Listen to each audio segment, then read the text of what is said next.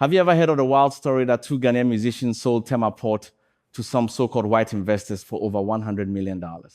This is one of those stories that became gospel on the streets of Ghana long before the internet was common in every household.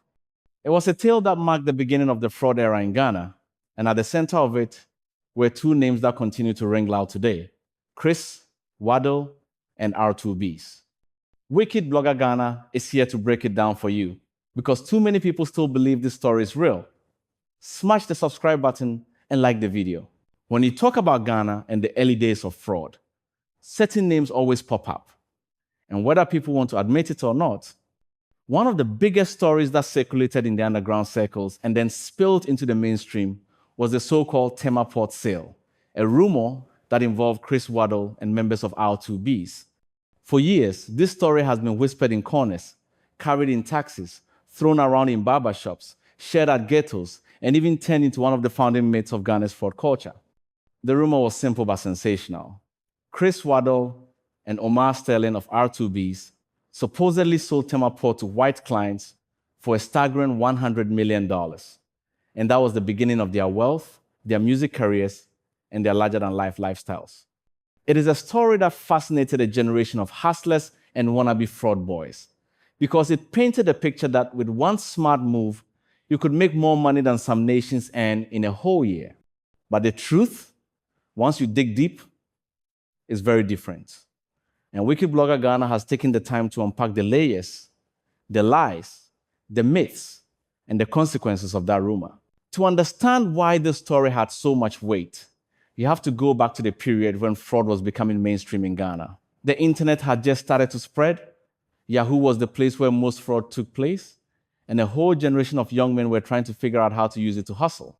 This was the period when people were still trying to understand what a romance scam, an overpayment scam, a gold business scam, and fake contracts were.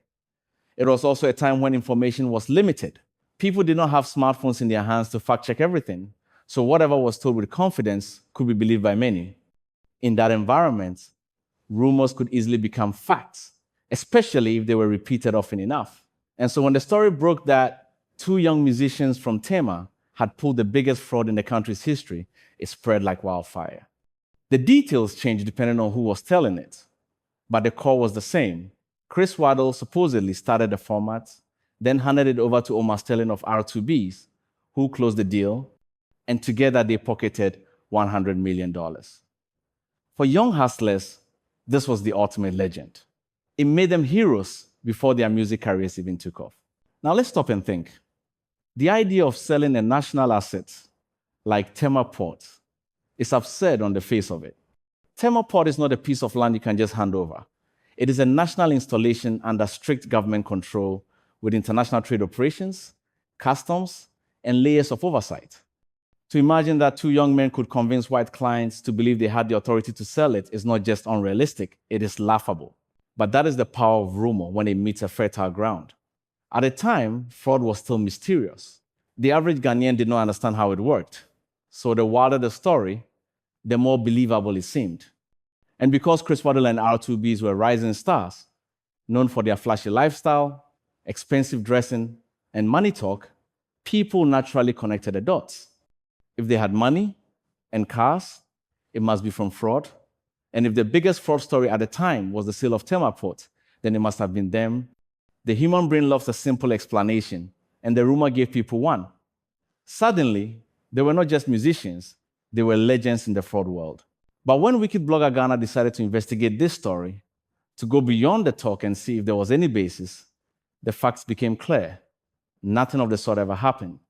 No record exists in Tema Port's files, no international complaint was lodged, no victim stepped forward, and no foreign agency has ever listed such a fraud. If $100 million had really been stolen in a single deal, the world would have known. It would have been too big to hide.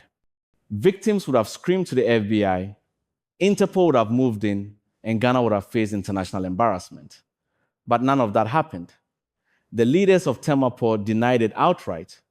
Records showed no sign of any missing assets or fraudulent transfers. It was a ghost story, a fabrication that somehow took on a life of its own.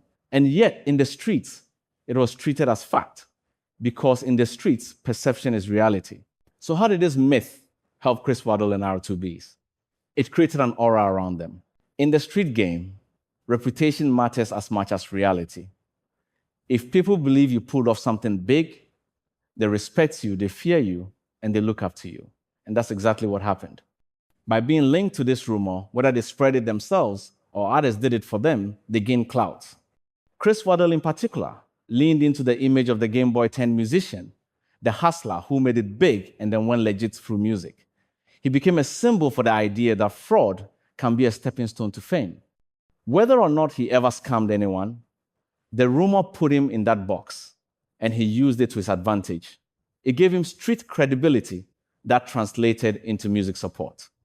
R2Bees, already talented and rising, also benefited because being linked to that kind of money made them look powerful. In Ghana, people respect money, no matter where it comes from, and rumors of $100 million were enough to cement their status. But here's the danger. When you tie your name to fraud, even through rumor, you open the door to scrutiny. Law enforcement listens to whispers. They may not act immediately, but they file names away. And that is why in recent years, Criss Waddle's name has been linked again and again to investigations. Wicked Blogger Ghana has already reported that he is wanted by certain agencies for fraud and money laundering, and part of why he remains on the radar is because of the reputation he built early on. The Tema Port rumor might have been false, but it helped brand him in a way that law enforcement could not ignore. Once your name is in the fraud box, it is very hard to get it out. The psychology behind spreading such a rumor also needs to be looked at. In the world of hustlers, stories are currency. By attaching yourself to a big story, you gain leverage. It makes you untouchable in the eyes of small-time hustlers. Criss Waddle and R2Bees may not have created a rumor, but they did not do much to kill it either because it served them. And in Ghana's entertainment industry, where branding is everything, being seen as rich and untouchable can open doors. Club owners want you, fans scream for you, and other hustlers want to be like you. It is a twisted kind of respect, but it is real. And so for years, this myth lived on, not because it was true, but because it was useful. However, as fraud culture has evolved, stories like this are now seen differently. In the past, people admired them. They saw fraud as a way out of poverty, a hustle to beat the system.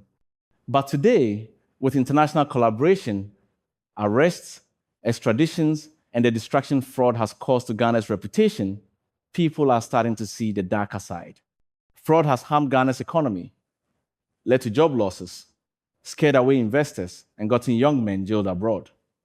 What was once seen as smart is now being seen as self-destructive. And in that context, the story of Tema Port, whether true or false, serves as a cautionary tale.